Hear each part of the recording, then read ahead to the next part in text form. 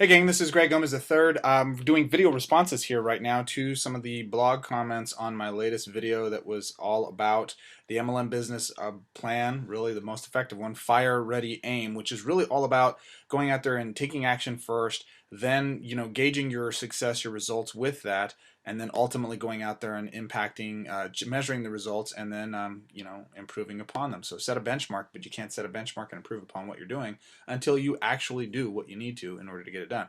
Now we just did this yesterday, I believe, and we've got several comments already and lots of feedback, lots of love on Facebook. So saw some interesting comments here, and I wanted to try something new I haven't done yet, which is doing video replies. So we got 10 comments so far. See, we got Devlin. I already answered him there. Linda, though, I really couldn't think of a way to type this out, so I just wanted to talk about it. My greatest fear, Linda says, Linda D, thank you first off for your reply. My greatest fear is not being heard. So many times in all areas of my life, even if I'm talking to one person, they will talk over me and I end up listening to their monologue.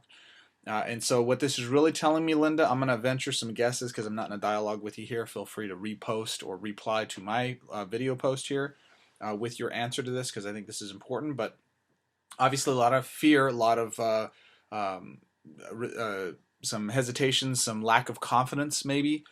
These things that keep you from going out there and feeling that what you have to say is worth listening to.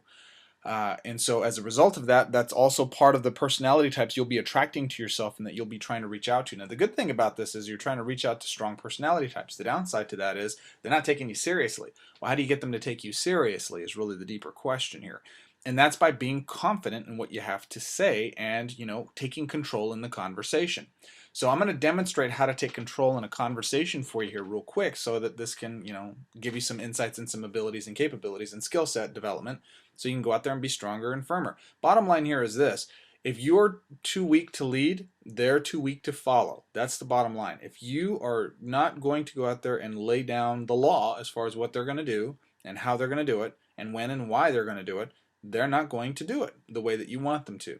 And if you give them room to walk all over you and become a doormat, that's exactly how they're going to treat you.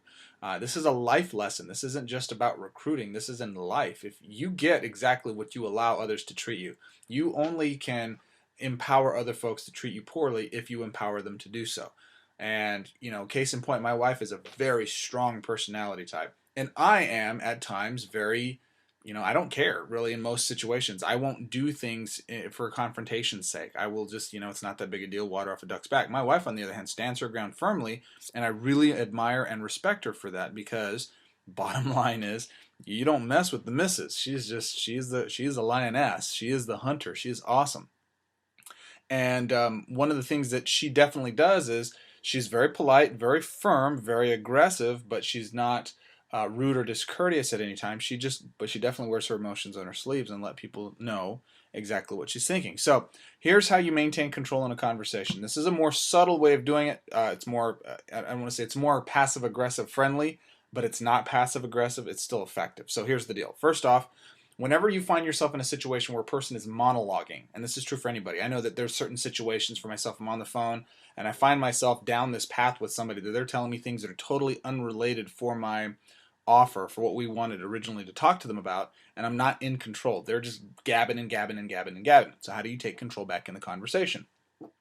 Very simply, you ask a question. So let's say I'm talking about the MLM business blueprint and how it's going to help them add dozens of people into their businesses on a weekly basis. And in their case, they're telling me about their granddaughter in Tulsa, Oklahoma, and how she's running into problems. We're talking about, I don't know, just her drug issues, whatever. I mean, we get some pretty interesting stories. People will tell you all kinds of stuff about their personal lives when you actually get them talking. That's good, but that's also bad because what winds up happening is they're monologuing. So what you need to do is you ask a question about, oh no, that sounds terrible. Now in her case, why did she have to go to there? Was that because of financial issues, or was that because of schooling, or what was the challenge? Well, the reason now by asking that question, notice I'm planting the seed for a segue to what I'm talking about. And what I'm doing here is I'm basically saying to that person, I'm asking a question, being interested in what it is you're having to say, But at the same time, I'm also starting to take a step to turn this conversation around and get it back on track to where we need to go. So I asked the question, why did they go out there? Was that for school purposes, or was that for, what was the reason they went there? For financial reasons that they had to go to school there, or what was it?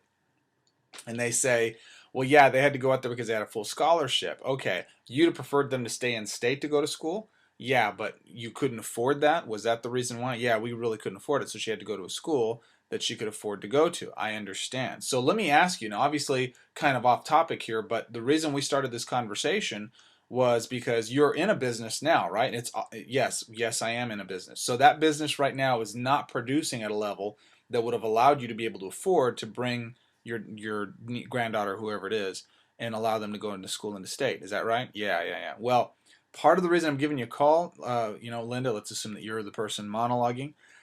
Part of the reason I'm giving you a call here, Linda, is that's actually why we're giving you a call, is you had the ability to learn how to improve the performance of your business so you never have to run into this situation again. Let me ask you, in all honesty, if you had the ability to go out there and afford to, pay for any school that you wanted to because your business was doing so well, do you honestly think she'd be having these challenges right now? Or let me ask it a different way. Do you think she'd be in a better situation right now? Yeah, if nothing else, just because she's at home and you could help out. Is that correct? Yes, I could. Always ask yes answerable questions. Well, that's exactly why this is so important. Let me ask you, if I could show you a way to do X, Y, and Z in results, is that something, in my case, if I could show you a way you could add up to 5, 10, 15 people a week into your current business, realistically, on a consistent basis, so you can build that business, is that worth 45 minutes of your time now to learn how to get that done? Well, yeah, how would you do that? Great. I tell you what, grab a pen and a piece of paper, and I'll get you the details. Okay, real briefly, let me go over the psychology of just what happened there. First and foremost, I asked those stepping stone questions to get that person to agree that what I was talking to them about was relevant to that conversation. It's called a segue, a masterful segue. From where they are, you link it to what you want to talk about, you lay out the process for what they're talking about, and then you get them to where you want to go by asking those follow-up questions. Now, you ultimately take control in the conversation by telling them what to do. Do you understand that? In this dialogue, we ask questions to wrestle control of the conversation from them. Because when we're asking questions, we're in control.